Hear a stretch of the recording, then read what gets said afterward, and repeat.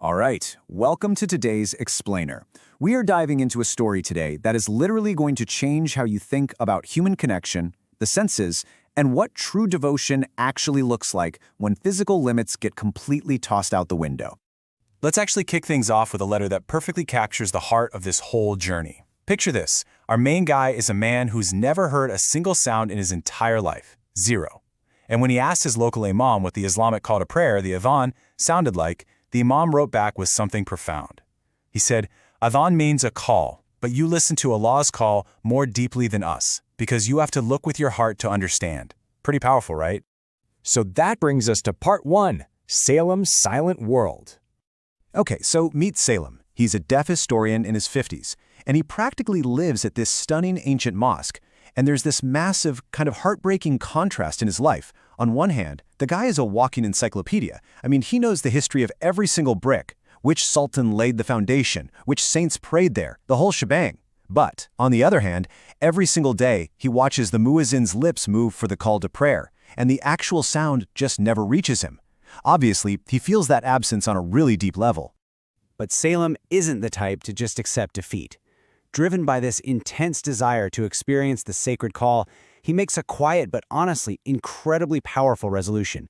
He basically decides, look, if my ears can't hear it, I'm going to find a way to see the face of the Adhan. He absolutely refuses to let his physical deafness lock him out of this huge spiritual experience. Which leads perfectly into part 2, creation of the sign Adhan. Enter Rayhan. He's the mosque's muezzin, the guy who actually gives the call. Now, Rayhan has a voice that could literally melt stone. But more importantly, he's incredibly empathetic. He sees Salem's silent struggle. So one day he walks up to Salem with a written question that just flips the script completely. Do you want me to give azan or show you the azan? I mean, Salem is totally stunned. Like, how on earth do you show a sound? Well, here's how. Rayhan takes Salem up to this high hill right next to the mosque, and right there on the spot, he invents a visual adhan using sign language. It's beautiful. First, he raises both hands with open palms. That's Allahu Akbar, Allah is greatest. Then, he touches his right ear and turns left to bear witness. Finally, he spreads his arms wide open for Hayya ala salah, come to prayer, spread mercy.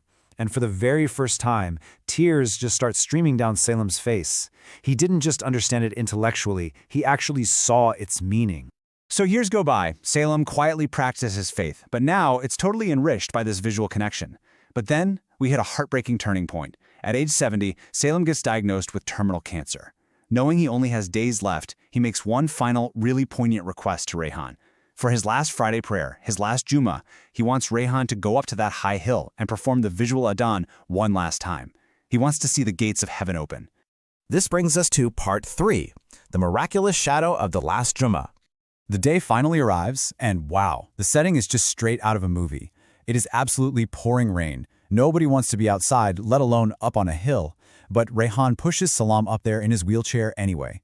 The sky is pitch black, the clouds are super thick, and the tension is just palpable. Rayhan stands at the edge, raises his hands to make that first sign for Allahu Akbar, and at that exact microsecond, the clouds part. A massive, brilliant beam of sunlight just pierces right through the storm. And this is where it gets wild. The sunlight hits Rayhan perfectly, and it casts this towering, massive shadow onto the giant white wall of the mosque all the way down below. So as Rayhan is doing the sign language on the hill, his giant shadow is mimicking the holy words, literally dancing across the plaster wall. The crowd inside the mosque is completely awestruck. I mean, people are crying, kids are running toward it, and someone actually shouts out, "The wall is giving adhan." To the whole community, it was an absolute miracle. Up on the hill in his wheelchair, Salem is watching this massive shadow deliver the call to prayer. You can just imagine the profound sense of peace washing over him. His lips move one last time, and he says, I saw the Adhan. This is the call of Jannah. And with that beautiful realization, Salem passes away. He got to experience the divine call in the exact way he was meant to. Which takes us into the theological side in part 4, Angel's Witness and Jannah. So, according to the source narrative, angels gather over the mosque, completely marveling at what just happened. They declare that a brand new history of the Adhan was written that day. Think about it. It was a call entirely silent to the human ear, but because of Salem's immense devotion, his faith was literally louder than a shout. The angels confirm that true devotion simply is not bound by a physical body's limitations. Even so, Salem's soul is a little worried. He asks, I never actually heard the words with my ears. Is my faith really accepted? And an angel replies by pointing to the divine attribute as-sami, the all-hearing. The angel explains this incredibly beautiful concept.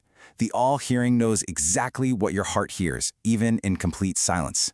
Because Salem captured the call in his chest using his eyes, his vision essentially became his hearing. And because of this entirely unique path of devotion, Salem is promised a breathtaking reward. He's granted access to something called the Garden of Adhan in Jannah, or Paradise. This is a place specifically tailored just for him, where the leaves on the trees actually move like hands, silently performing that visual call to prayer for all eternity. It's just a gorgeous metaphor for how deeply personal and accommodating faith can really be. Finally, let's look at the aftermath. In Part 5, an everlasting memory of faith. Back down on Earth, Salem leaves behind an unbelievable legacy. That specific patch of plaster on the mosque wall where the giant shadow fell, it's preserved forever. They never paint over it, never remove it. The locals even start this beautiful new tradition where, during the regular audible Adhan, they close their eyes to see the shadow of faith.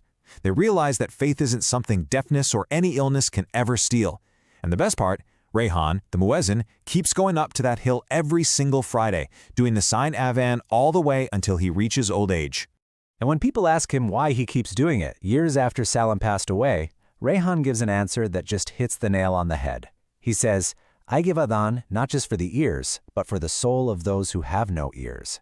That right there perfectly captures the empathy, the deep humanity, and the inclusive spirit that makes this whole explainer so special. It really is an incredible story, and it forces us to kind of reevaluate how we connect with the world around us. So I want to leave you with this final thought to ponder.